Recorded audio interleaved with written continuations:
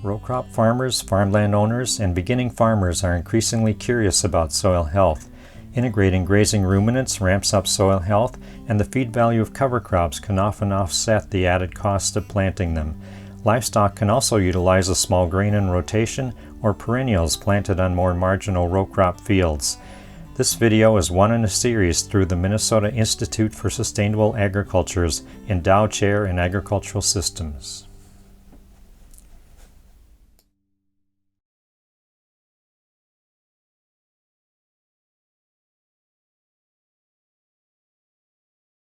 Andy Linder farms 800 acres with his wife Lindsay, their children, and parents Don and Nancy near Easton, Minnesota.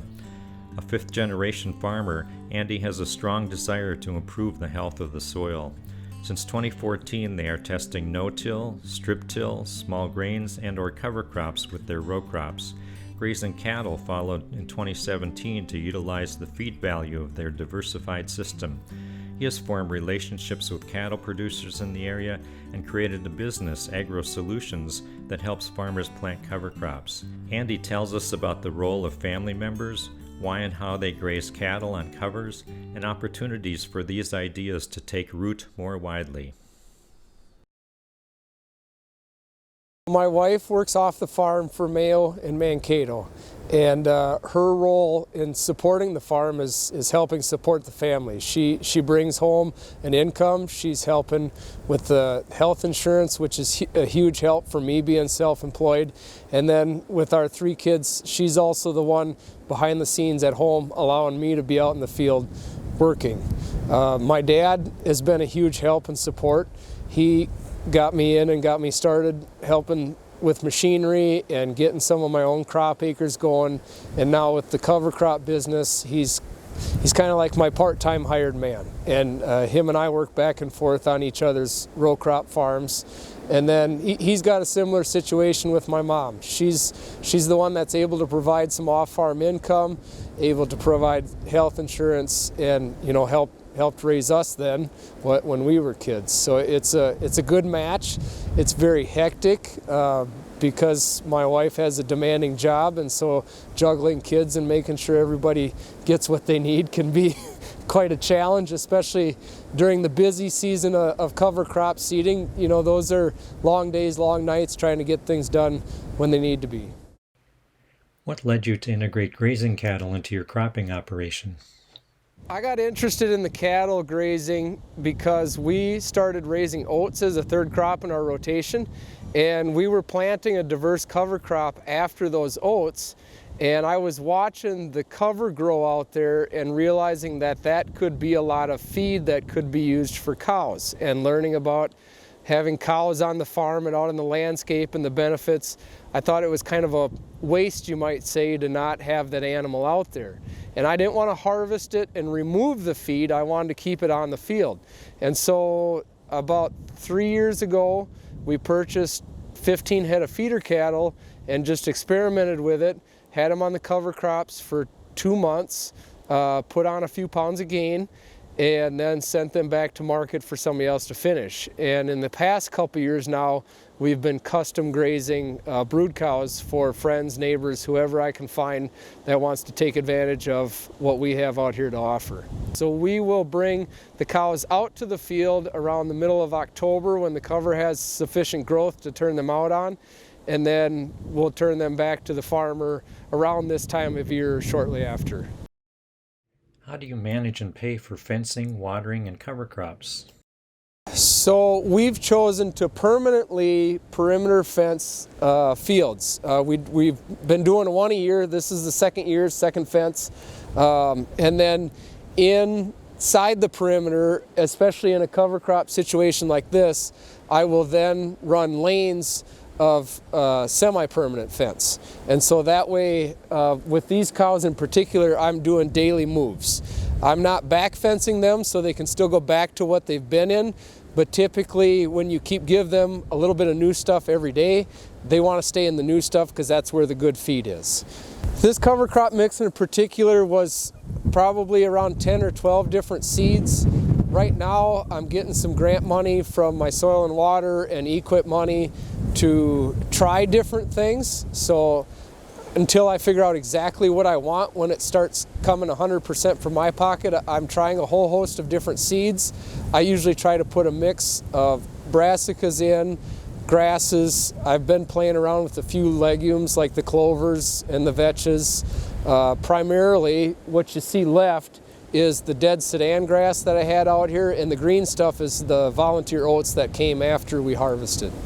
For about 5 years we've had cover crops on every acre that we farm. After each row crop, or during interseeding sometimes, each field does get a cover crop at some point during the year.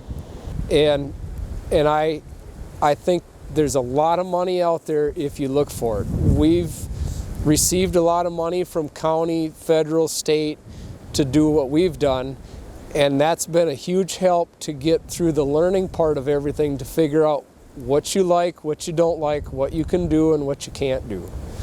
And so then when that money's gone or we're funding it on our own, now we know which things work better than others and which seeds to plant and times to plant them and things of that nature. You have said there are enough cow people in Fairbault County to make grazing cover crops more widely feasible. People might be surprised to hear that.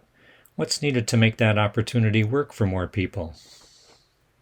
So we need to pair people up.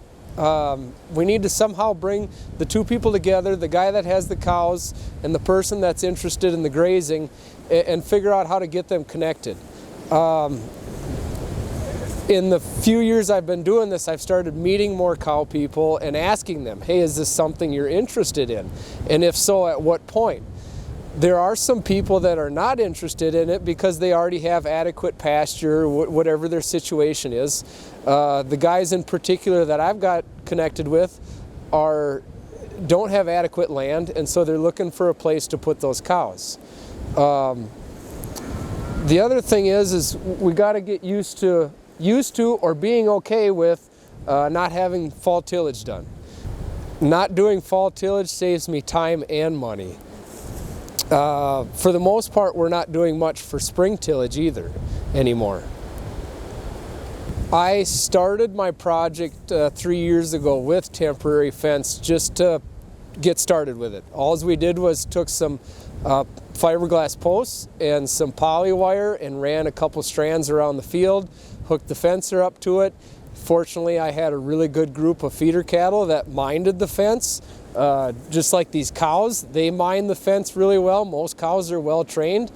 There's been times when I've forgotten to turn the fence on for a day and they stay in.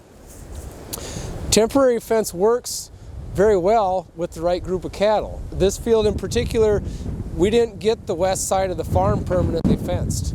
And so 3 days ago, I just got done putting up a single strand of poly wire and keep that wire hot, and they mine the wires. So if somebody isn't looking to spend the money, the time, or want to farm around the permanent posts, temporary is very easy to do too. Could you tell us how you're helping other farmers plant cover crops? I started a company called Agro Solutions, and I sell cover crop seed and do custom application with the ground rig. I also help people with the logistics if they don't want seed spread by ground. In 2019, we did ourselves cover over 8,000 acres with that machine in about a 60-70 mile radius of our home farm. And I'm in the process right now of having a new machine put together to try to better serve the customer base in a more timely fashion. Do you see opportunities for more grazing cattle and for young people in agriculture? Even if you don't want to do the small grain, I have back at our home farm a quarter section of corn stalks that I was able to find a person who wanted to even just utilize corn stalks. He found value in having his cows out on my stalks versus being in his feed yard, having to feed them hay and scoop manure and make bedding. That's probably not as big of a market because some guys think, well, if I got to provide feed out on your stalks, supplement some hay, then I might as well feed them at home, where it really pays well after a canning crop, a small grain. There's a lot of opportunity with cattle.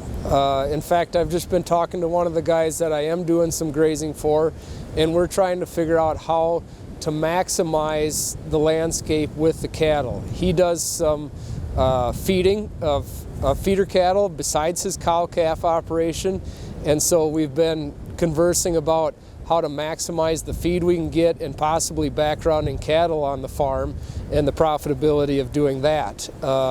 So far I haven't been able to figure out how to do it on its own without the row crop first, but we're looking at things like canning peas that come off even earlier than oats, and so then we can maximize that feeding. So it's being open-minded, trying to find the right person, which there's not a lot of those people. They are out there, and then it's wanting to do the work as well. And so there's a lot of opportunity for young people in the cover crop business itself, in the cattle business, in agriculture in general.